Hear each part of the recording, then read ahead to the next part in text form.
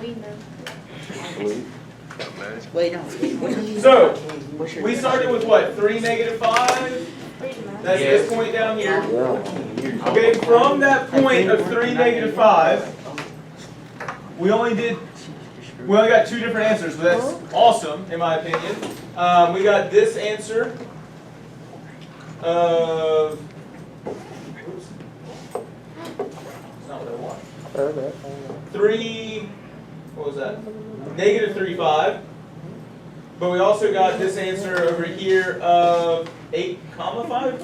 Hold on, how many students answered this problem? Hey. I'm gonna guess 15. No, it's all 3. I've got 2 answers. Number one, I don't know number one. I answered. I answered it. On the four number grade. I Why can't see do the I graph. only have, did y'all do 1.1? Yes. Wait, no, I skipped the number 3. You Ah, there we go. For some reason it wasn't showing all the points. I skipped number 2. There's most answers. Is that a snack? So let's look at all of these. So the point 3, -5 is translated 5 units right and 5 units down. Where would that point end up? Zero. If I've just done this part, Oh no. 5 units right and 5 units down. what would it? 8. 8, comma. Negative 10. So notice, and we talked about this very heavily yesterday, or the last couple of days, when it's a translation, what mathematical operation is that? Adding and subtracting. And so we need to be careful, right? Translation, the transformation is like moving, but the operation, the math operation is adding or subtracting. And so, because it was to the right, is to the right a positive or negative? Positive. So we are adding 5. But then when it's translating down 5 units, that is doing what operation? Subtracting, and it's from the y, right? So 8, -10. A lot of us got there very easily. But then, it's another 2 units to the right, which is going to make us do what? Add how much? 2. And then, what are we going to do to the y? Add 10. Right? So we get a 10 in the x, a 0 in the y. So the majority of us did go there. I don't know why it didn't show me all those points, it only showed a couple. We are so smart. But a bunch of us did get there to 10, 0. Does that feel comfortable? Yeah. Okay, so I want you to hear me on this because this is a detail that we haven't gotten heavily into. We're not going to spend a ton of time in, but this is known as a composition of transformations. All I mean by that is, how many transformations did we do? 2. Now, after I did 2, could I have done just 1 transformation to get from here to there? Yeah. Yes. Right? But when I say a composition of transformations, it just means I'm doing more than 1 at a time. Okay? I'm putting them together. I'm composing them. And so, it doesn't change much. You just have to follow each transformation as it happens. Right? So I translated 5 to the right and 5 down. Then I did another transformation. I bring that up because of 1.3, which some of us seem to struggle a little bit more with. But first off, so we only got a couple of answers here as well. The majority of us, which maybe some of us just kind of put something, hopefully, what do we have, 4 there? No, come back.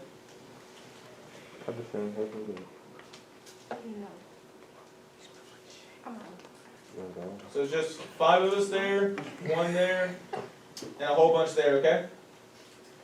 So -3, 5. So where's -3, 5? Here? There it is. So it is reflected across which axis? The y-axis. So does that mean it's going across here? And notice it's not a rotation, right? I'm showing that because it's not translating. When it's a translation, I'm going to draw a straight line. I guess I should clarify that. It's reflecting across that line, or is it reflecting across this line? This one, that one. It's across the y-axis. When we have a reflection, we need to be careful and remember there's two things, not necessarily the operation, but there's two things to remember. We reflect how to the line of reflection. Like, do I go here? There we go. We've got to remember it's always perpendicular. Right? And not really an arrow, but perpendicular. And however far we are from that line is how far we go to the other side. Not necessarily always to the right, just to the other side. Because if I was already on the right side, I would go to the left. And if I'm above, I'm actually going to go down, right? And also, that's just horizontal and vertical lines. You can always do slanted lines. So a lot of us got this point up here, which is 3, 5. What was the rule we talked about yesterday? There was a mathematical operation that we talked about. What is it? Reflection? Well, the reflection has what operation? Multiplication by negative 1, right? We also said that's the same as taking the what of the number? Opposite, right? So it's multiplying by negative 1 or taking the opposite. And it's important to remember when it's across the y-axis, which number did we get the opposite of? Yes. Remember, I told you that yesterday, that's a sticking point for a lot of students, is that we forget when it's across the y-axis, it affects the x value. You need to keep that in mind. Yes, Matthew? Alright, when does the blue sheet do again? The what? The blue sheet that you gave us yesterday? Not yet. The orange sheet, the big ideas from the last unit is due today. Oh, okay. So I will be collecting that later. Thank you. But keep that on your desk. I'll come by and get it after I get y'all started on the task. So yes, go ahead and get your orange sheet out. Once we get started back on the task today, I will collect it.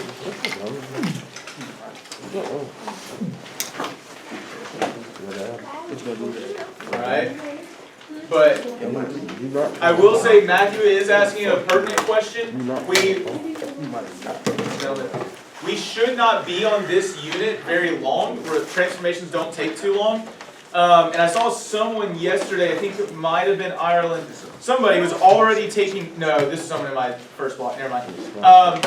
When we go over some of these new terms, go ahead and write down what lesson it comes from. Go ahead and define these things. Because if you do it as we come across those terms, it will take you a lot less time overall.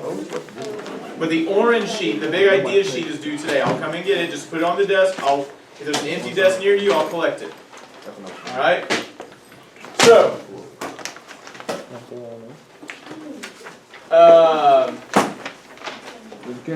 yes. Can I go ahead and turn this in before I leave? You can just leave it there and I'll collect it, yeah. So like, what time is it? It's 2. Turn Huh? Exactly 2:03. I'm gonna leave it 15 minutes. Okay. So, we're reflected across the y-axis, and what are the coordinates, right? So it went from negative 3,5 to 3,5. It's important to remember when it's across the y-axis, it is affecting which variable or value? The x. So then, we get to 1.3.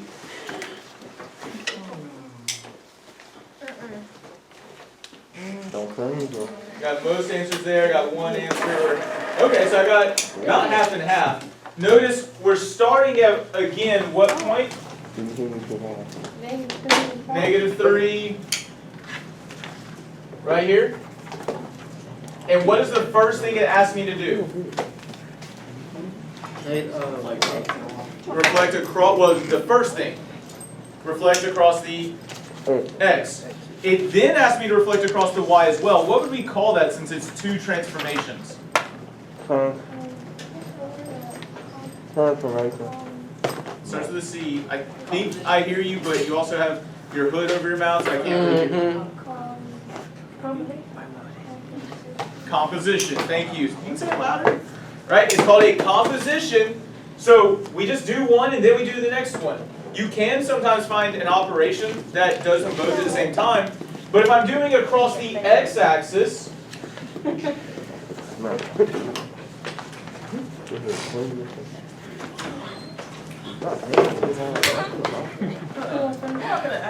come in that way. no sir.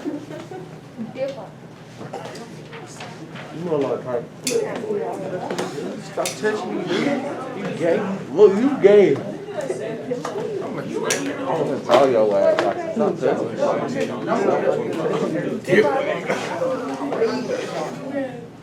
Hey. Well, what's the name? I don't know. Those are the ones that I just see.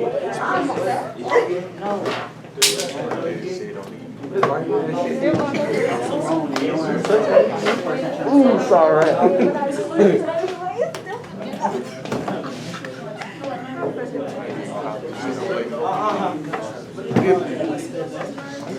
It's a.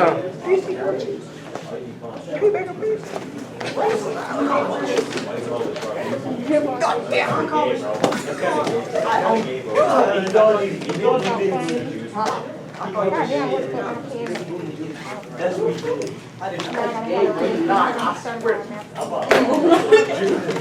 Y'all not talking here? Within your group.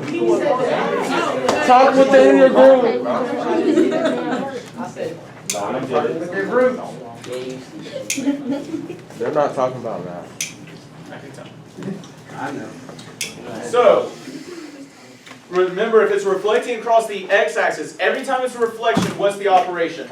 Subtract or add. Add or subtract. A reflection is multiplied by -1. There we go, right? Oh, you said If it is a reflection. reflection, it is multiplying by -1. -1. But if it's across the x-axis, which value are we multiplying by -1? The y. So we would get -3, -5. Are we supposed to stop right there, though? Yeah. No. Because it says across the x-axis and across the y-axis. So we should get a 3, -5.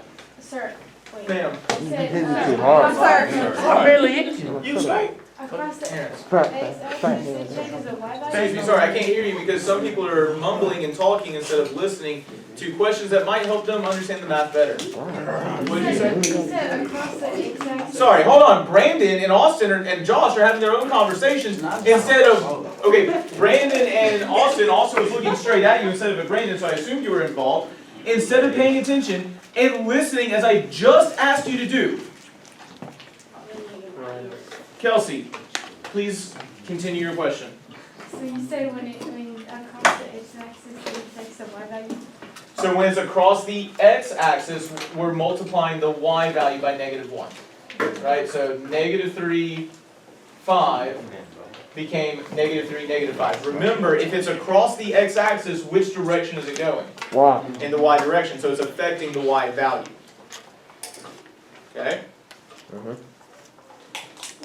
So I want to point this out. This is why we call it a composition. We did it as 2 separate steps, didn't we? Yes. But could we have just done one single thing where we multiplied both the x and the y by -1? Yes. That's what I did. And that's exactly what we want to recognize, is when we start to compose these things, we can go ahead and put them together so that we only have to take one step. Earlier with number 1, it translated 5 units right and 5 units down. But then another 2 units to the right. Well, if I go 5 to the right and 2 to the right, how far did I really go? 7 to the 7 right. right. If I went down 5 units and then up 10 units, what did I really do? 5. Go down 5? Or no? Down 5, up 10. Oh. Just Up right. 10. So 5, Wait. Up. right? Down 5, up 10 more means I'm just going 5 up. Notice if I go to the right, 7, and up 5, don't I end up right there as well? Yes, sir. Okay? This is why they are called a composition. Yes, we started as 2 separate operations or transformations, but we can learn how to put them together to make our life easier. You don't have to do them separately. And that's what I want us to start to notice and think about with some of these bell ringers. Now, here's where we are with today.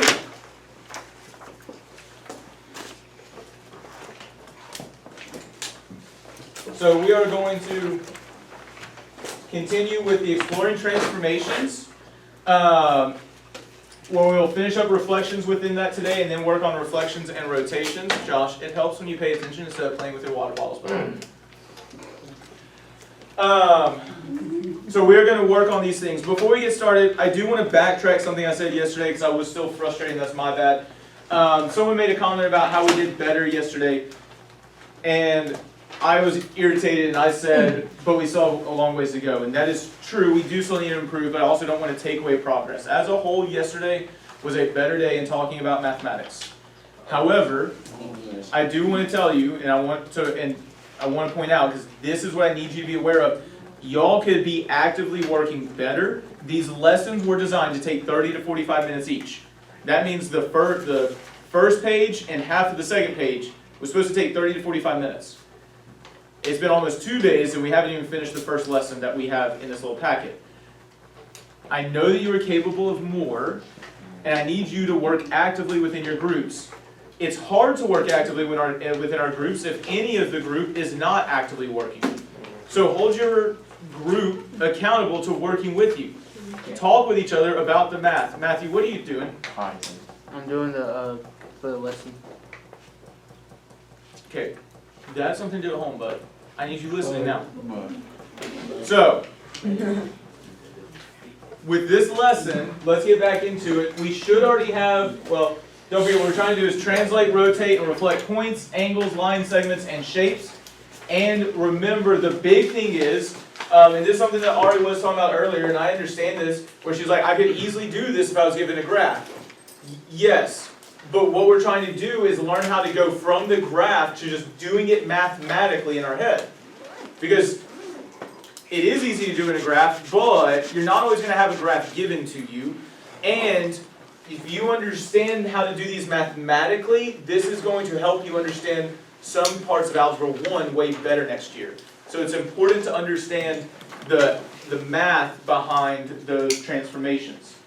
All right? So I believe we ended with number 7 yesterday, right? Yeah. I don't know. Yes. Wake up, Gabe. Right, with A, we talked about number 7, that, hey, if we're reflecting across the X and the Y axis, we can just multiply both the X and the Y by -1. right? And so that's what we should have had mathematically under C. So multiply X value by -1. Which reflection is telling us to multiply the X value by -1? The Y. Right, we want to keep that in mind. Reflection over Y-axis. Okay. And then multiply the Y value by what? -1. And what's telling us to multiply the Y value by -1? Reflect. The 8. Which reflection? The 8. Reflection over the X-axis.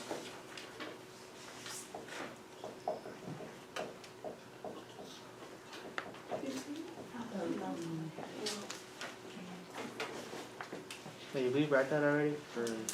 If you haven't, I would write it now, but maybe. Did we already write that under 6C I did for it. 7C? I did. Okay. No, hold on. No. Wait, no. 6 or 7? 7. That should be under 7C. How would you determine the coordinates mathematically? Multiply the X value by -1. That's the reflection over the Y-axis. And multiply the Y value by -1. That's the reflection over the X-axis.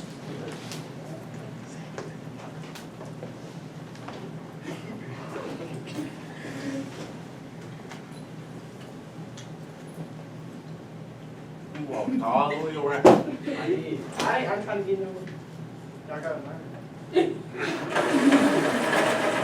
You also need to take care of that before class. Well, I thought I had my lead pencil in there.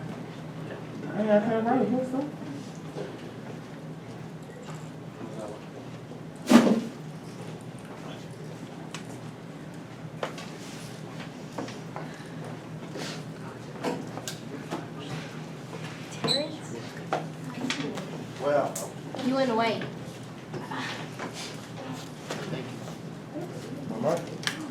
Alright, so I went ahead and sent back out the exploring transformations from yesterday.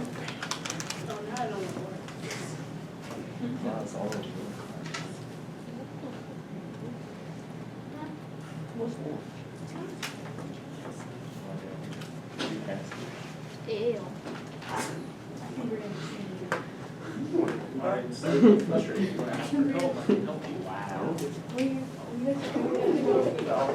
Okay. And I want What time is it?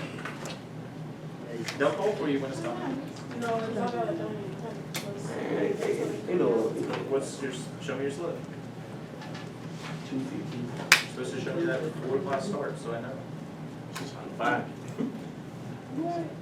She can't find it. You Oh, gotta I'm determine. going, cause I got an appointment. So I'm really gonna matter. Oh, wow.